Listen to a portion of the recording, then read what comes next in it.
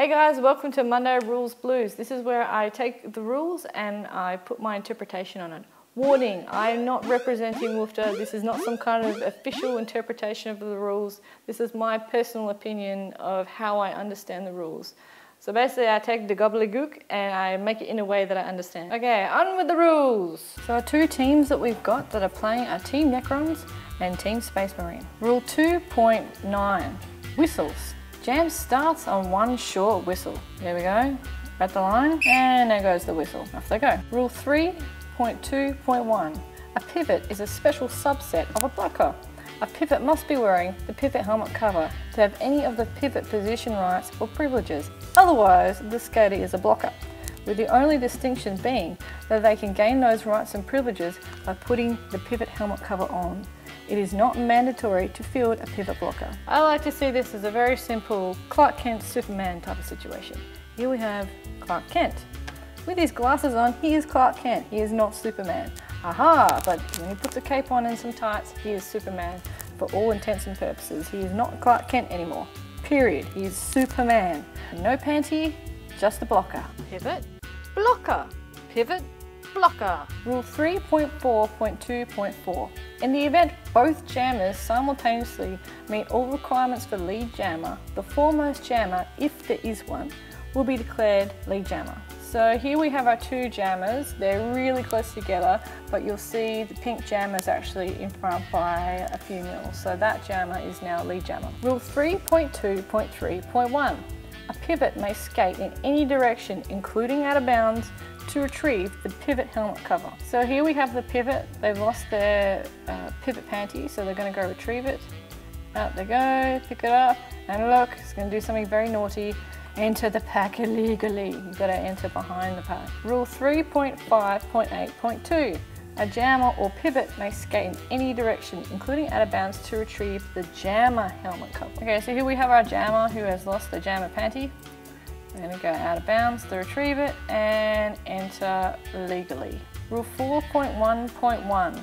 The pack is defined by the largest group of inbounds blockers skating or standing in proximity and containing members from both teams. So here we have our pack. Well, obviously both the jammers are whizzing around the track at this point, and all that remains is the pack. Rule 4.2.1.2.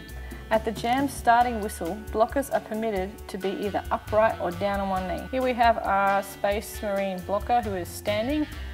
Obviously you wouldn't have a giant weapon to wield at people. And here's our Space Marine kneeling. Again, minus the las cannon. Rule 4.2.1.2.1. Blockers may not intentionally take starting positions which purposefully prolong that skater's ability to return to an in-play position or a team's ability to reform a pack. For example, intentionally starting on one's back, intentionally starting a dog pile. See section 6.13.36. Here we have our Space Marine who is on their back, which is very naughty. Can't do that. And here is a whole bunch of Space Marines in a huge dog pile. Again, can't do that. Rule 4.2.2. Pivot starting position. Only the pivots may line up on the pivot line. Pivots are considered on the pivot line when they are upright and also touching the line. So here we have the pack, the teams lining up. As you can quite clearly see, the pivots are at the front and they are on the pivot line. Rule 4.2.3, non-pivot blocker starting positions. Blockers line up behind the pivots as demarked by the hips.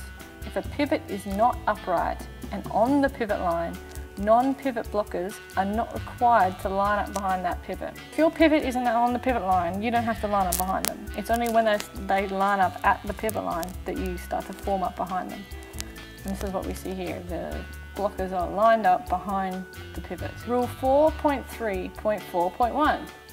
If an out-of-play opposing blocker initiates contact with the jammer may legally counterblock. Fair enough, I say. So here we have our two jammers are going off. We have the pink pivot, which is very much out of bounds, who is gunning for that orange jammer.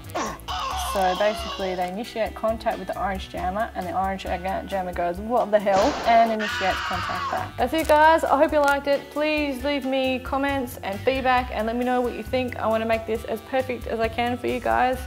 Don't forget to like, favorite and subscribe, and I'll see you next week.